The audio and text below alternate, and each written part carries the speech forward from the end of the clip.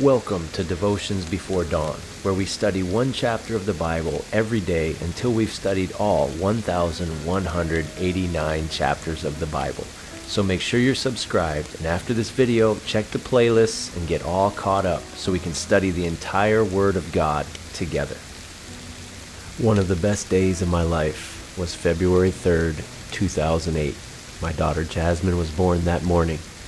It also happened to be the day of the Super Bowl, the day the New York Giants beat the undefeated Patriots in the Super Bowl. And I look back on days like that, and I just thank the Lord. I held my little girl. I knew we'd have a long and bright future together. And then your team winning the Super Bowl is kind of the icing on the cake.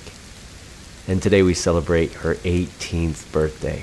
And I look back over all the years, all the fun, riding bikes, going to the beach, playing basketball, hanging out at the house, dinners together, laughter and tears, and hugs, and just how the love has grown over these 18 years, and I give thanks. It's important that we remember the goodness of God over the years to look back and reflect on the best days of our lives. What are the greatest stories of victory in the Bible? When you think of the Bible as a whole, what's one of the first ones that comes to mind? For sure, it's got to be David and Goliath. And today in Psalm chapter 9, David refuses to let that fade into the background of his mind. Many years later, he still calls to memory and celebrates that victory. What victories has God achieved in your life? And let's make sure that we refresh those to our memory every day, that we look back on the good things that God has done and stay encouraged about our future and the good things that he will do. Psalm chapter 9 says, "For the director of music, to the tune of the death of the son, a psalm of David." And most theologians agree that this is David looking back on the victory over Goliath that God gave him that day. And we need to keep those great victories in mind, and let us never forget all the good that God has done. Let it be an encouragement and inspiration for the day. Psalm chapter 9, verse 1, "I will give thanks to you, Lord, with all my heart. I will tell of all of your wonderful deeds. I will be glad and rejoice in you. I will sing praises of your name, O Most High." I love how David is a mighty warrior, a great king, and yet he is one who will just lift his hands and praise, lift his voice and sing, play instruments to worship God. And that dichotomy of being an absolute warrior and, on the other hand, an absolute worshiper. We think of those as two different categories of a person. A man is either a warrior or a worshiper, but for a warrior to stop and sing, to kneel and pray, to lift up his voice to God and sing with all of his heart, that is a warrior-like thing to do. It is weakness to relent or hold back in worship because of what others might think, or we're trying to maintain some image or some dignity or some manliness. But to lift up your hands, lift up your voice, and worship and not care what anyone else thinks, that's a warrior. Even when David's wife criticized him on that one occasion, saying, "You're making a fool of yourself. You're behaving in such an undignified manner for a king to be singing and dancing in the streets." And David said, "I'll be more undignified than this." He was not ashamed. He was not afraid to worship. And I love that about him. That inspires me. Verse 3, "My enemies turn back. They stumble and perish before you." I wonder if he was reliving that day when he slew Goliath and everyone ran. The Philistines ran, and the Israelites came out and they started chasing them down, and they won the day. And it said many who had left, many who had gone into hiding, and those came out from the towns and villages, and they plundered the Philistines. David won the fight that day, but everyone benefited. And when you and I step up and we fight the fights that God calls us to, and we win those victories by the hand of God, not only do we benefit, but everyone connected with us benefits.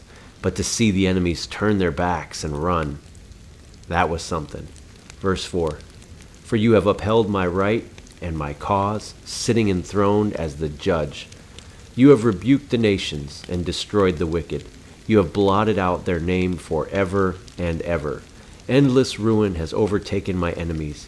You have uprooted their cities. Even the memory of them has perished.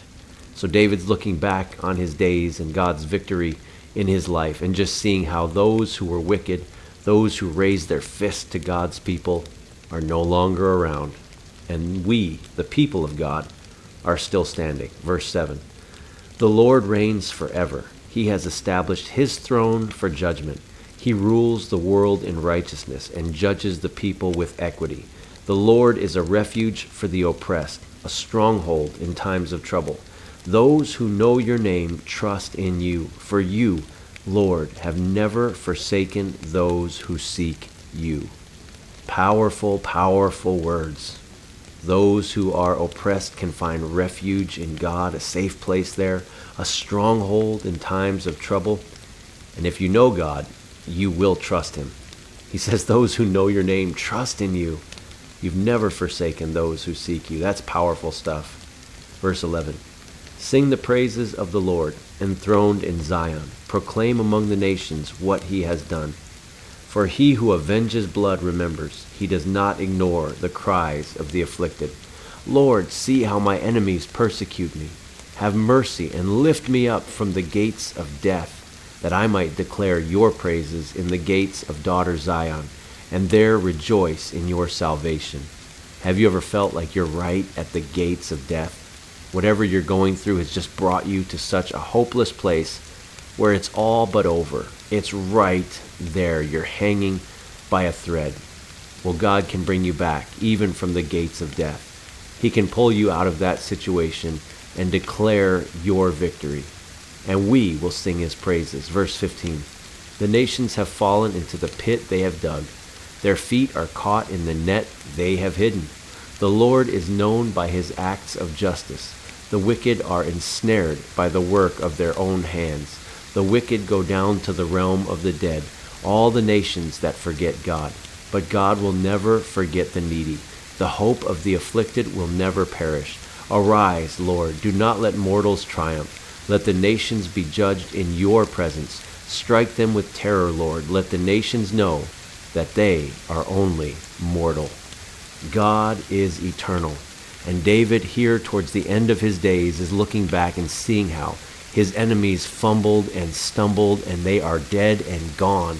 They have perished. God has brought judgment upon those nations and wiped them from the face of the earth. And David has been through a lot, many ups and downs. And here in the end, he can see the true faithfulness of God, that he is dependable, and that he truly is eternal, and that his word stands true, and that nothing he ever says will fail. It all will come to be.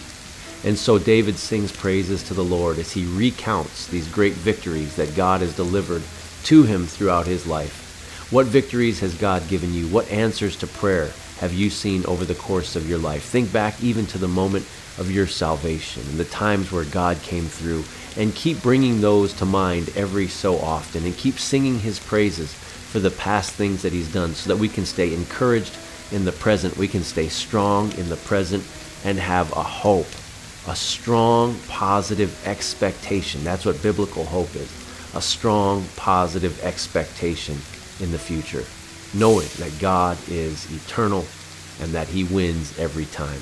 This is Psalm chapter 9.